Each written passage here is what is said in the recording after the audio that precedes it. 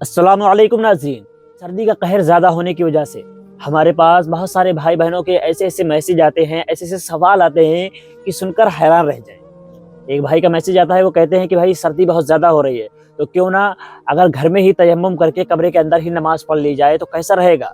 ऐसे ही एक बहन का मैसेज आता है, वो कहती है कि सर्दी ज़्यादा होने की वजह से अगर हम गुस्ल गुस्ल को सिर्फ यहाँ से यानी धड़ धो लें, सर न धोएं, तो क्या गुस्ल हो जाएगा। बड़े ही दिलचस्प सवाल हैं। तो दोस्तों आज हम इन्हीं चीज़ों का जवाब देंगे। दोस्तों सबसे पहली बात तो ये कि तयम्मुम, क्या अगर सर्दी होने की वजह से क्या हम तयम्मुम कर सकते हैं। तो सबसे पहली बात ये है कि अगर सर्दी ज़्यादा हो रही है तो इस्लाम ने हमें बहुत सारी सहूलियतें अता की हैं, हम उनका फ़ायदा उठा सकते हैं। सबसे पहली बात, इस्लाम ने हमें ये इजाज़त दी है कि अगर सर्दी ज़्यादा है, ठंडे पानी से वज़ू नहीं कर सकते हैं, तो आप पानी को गर्म कर लें।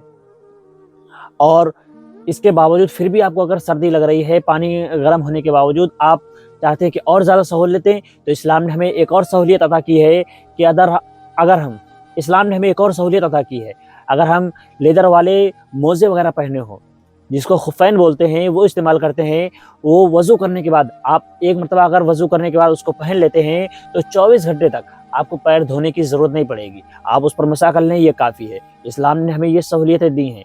लेकिन अगर आप सोचते हैं कि ऐसा हो जाए कि आपको तयम्मुम की इजाज़त मिल जाए, तो ऐसा नहीं हो सकता है, क्योंकि अगर ये सहूलियतें होने के बाद आप तयम्मुम नहीं कर सकते हैं। और दूसरा, जो बहनें सवाल करती हैं कि अगर सिर्फ धड़ धो लें, यानी सर के नीचे का हिस्सा धो लें या बाल ना धोएं, तो क्या गुस्ल हो जाएगा।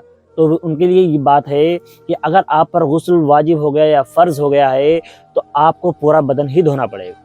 आप किसी भी हाल में, आप ऐसा नहीं हो सकता है कि आप आधा बदन धो लें या धड़ धो लें, सर ना धोएं, आपका गुस्ल हो जाए, ऐसा नहीं होगा।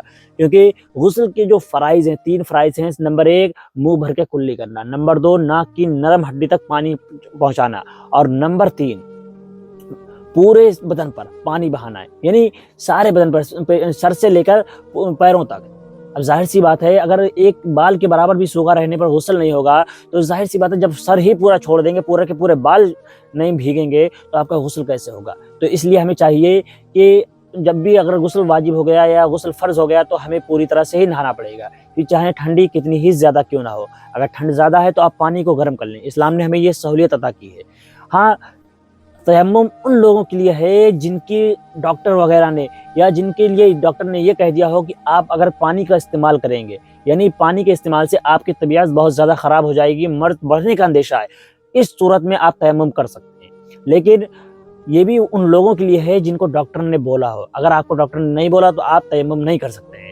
तयम्मुम उस सूरत में कर सकते हैं जब आपके पास दूर दूर तक पानी का कोई इंतज़ाम ना हो, यानी दूर दूर तक आपके पास पानी का इंतज़ाम ना हो, या पानी पर दुश्मनों का कब्ज़ा हो और आपके पास पानी मौजूद ना हो। ऐसी सूरत में आप तयम्मुम कर सकते हैं। लेकिन अगर आपके पास पानी मौजूद है, सिर्फ ठंडा या गर्म होने की वजह से आप वज़ू से कतराएँ या गुस्ल से कतराएँ, तो ये गलत बात है। आपको चाहिए कि आप सुकून और इत्मीनान से गुस्ल करें, वज़ू करें। जब भी आपको वज़ू का पानी ठंडा लगे या ठंड में वज़ू करना मुश्किल लग रहा हो, तो ये सोच लिया करें कि आप अपने गुनाहों को धोने जा रहे हैं, अपने गुनाहों से तौबा करने जा रहे हैं। तो अल्लाह ने चाहा तो इंशाअल्लाह आपको ठंडा पानी भी ठंडा नहीं लगेगा, कितनी भी ठंडी क्यों ना हो।